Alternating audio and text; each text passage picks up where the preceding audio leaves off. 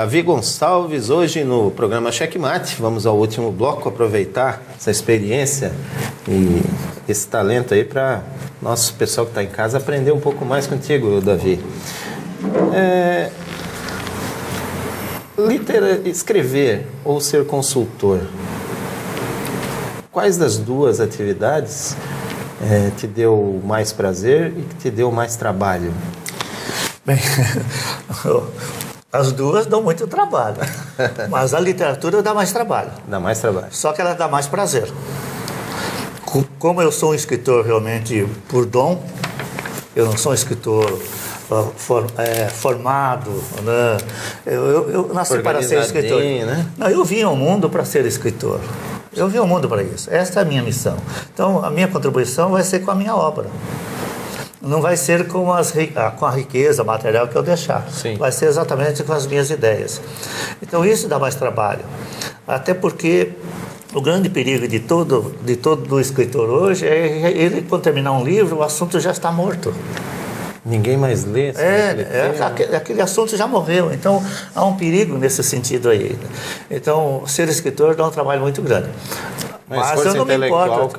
Muito grande, né? Muita leitura. Um escritor precisa ter muito conhecimento, precisa ler muito, fazer muita pesquisa. Algumas pessoas acham que para escrever é na base da inspiração. Olha, cuidado com esse assunto. A inspiração pode ser um começo para você ter a ideia, um insight, essa coisa toda, né? Mas a partir do segundo parágrafo? Tem que ser muita transpiração. Aquilo que... Mas também nas empresas assim. Sim. Se você conversar com empresários bons, bem-sucedidos, eles dirão, olha... Quando a gente pergunta qual é o seu segredo e tal, né? Mas vou dizer, o negócio é o seguinte, 2% foi a ideia, em 98% foi trabalho mesmo, foi transpiração, suor mesmo. Então, literatura também é isso daí. Eu não sou escritor que escreve quando tem vontade. Eu escrevo todos os dias. Todos os dias? Todos os dias eu escrevo. Nem que seja um pouquinho? É um pouco, mas... por exemplo, eu estou terminando um livro que tem 500 páginas. É um romance. Da Amazônia? Né? Sobre o Cerrado e a Amazônia. Eu estou indo na Amazônia, no Cerrado e na Amazônia, desde 1970. Nossa, olha o tempo. Para escrever o livro. Agora eu estou escrevendo um épico sobre o Brasil, que envolve o Cerrado e a Amazônia e todas as questões nacionais. Então, isso dá um trabalho muito grande. Esse livro faz 5 anos que eu comecei a escrever.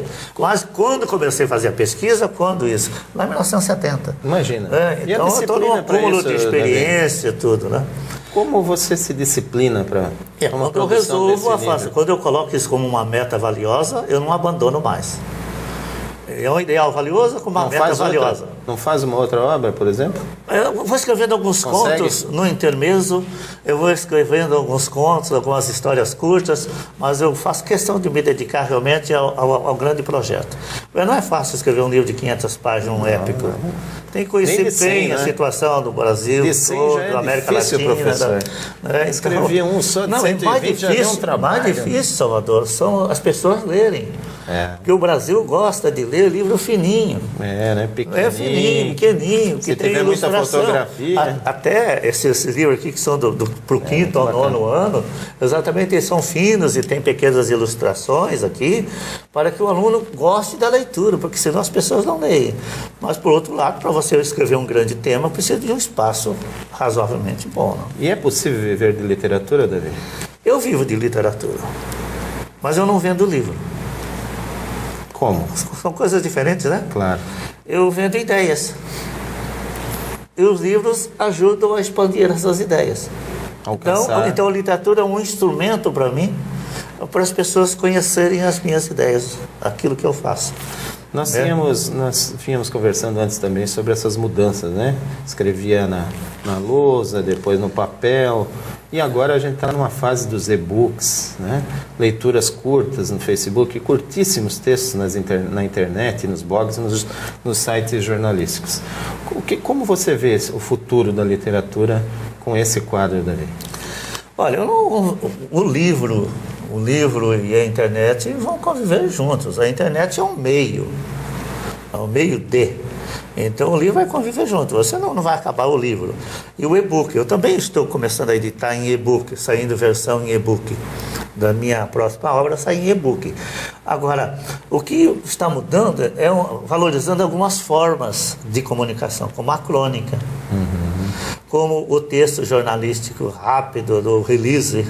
Isso, objetivíssimo. Isso que está sendo valorizado através da internet. Mas não vai deixar de ter o livro nunca. Você acha que vai ter que... Mas você crê que o leitor que está se formando agora, que lê textos, mini textos, ele vai ter... Que leitores teremos daqui a 20 anos? Bom, esse leitor que já não lê... páginas como esse da Amazônia. Esse leitor que não lê, eu acho que não vai ler mesmo, né? O que está acontecendo no Brasil é que está havendo um crescimento no número de leitores. Isso é bom. Por quê? Porque está havendo as pessoas estão querendo ler mais, buscando mais conhecimento e assim por diante. Isso está aumentando. Agora, o que as pessoas estão lendo é que é a dúvida.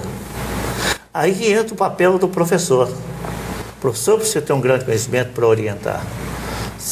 Você imagine alguém que esteja fazendo um curso de letras e que não esteja lendo, o professor não esteja lendo com ele um Dostoiévski, um Gabriel Garcia Marques, né? Enfim, um Graciliano Ramos, o Thomas Hardy e assim por diante, né? Citando só alguns aqui. O Drummond, para citar um poeta brasileiro. Então imagine, ele vai ficar no limiar da superfície. O perigo da educação que está acontecendo, que a internet está sendo um deslumbre por enquanto, é as pessoas ficarem nessa superfície. Esse é o perigo. E o perigo também das pessoas terem em casa, terem uma casa grande, 400, 500 metros, como algumas pessoas têm, como às vezes me convidam e eu pergunto, está faltando uma coisa aqui, o sujeito fica apavorado, o que está faltando? Onde está a tua biblioteca? A pessoa fez uma casa de 400, 500 metros quadrados, uma pequena mansão, e não tem a biblioteca. Isso... Não tem livros. É muito ruim, né? Isso é ruim. Você vai em qualquer outro país, as pessoas têm. Mesmo os lares mais pobres, as pessoas têm uma livraria, tem uma pequena biblioteca ali, humilde e tal, mas tem. E aqui nós não temos isso. Professor, nós estamos quase no fim do programa. Eu queria que falasse rapidamente sobre a confraria. Me desculpe os nossos colegas lá, mas falar com o professor e tirar tudo isso em 30 minutos não é muito fácil. A confraria, como ela funciona, pessoas que têm interesse em participar, queiram escrever, como fazem, e também para conhecer a sua obra, né? Onde eles compram tantos livros com tanto conteúdo. Então, a Confraria das Letras é um projeto da Biblioteca Pública e que deu certo. Então, a Confraria das Letras reúne todos os escritores do Estado, se quiserem participar. Pessoas que estão começando, pessoas mais experientes e assim por diante. E nós temos dentro da Confraria das Letras exatamente a Associação dos Escritores. Sim. Da Confraria. Da qual o presidente está aqui. Da qual eu sou o presidente.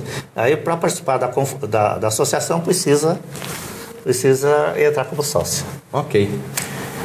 Mas voltar aqui para a gente conversar mais, Davi. O tempo é curto. Muito bem. Muito obrigado pela tua presença aqui.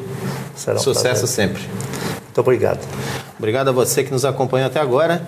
Encerrando o Checkmate especial de hoje com Davi Gonçalves. Uma ótima noite e até a próxima segunda-feira.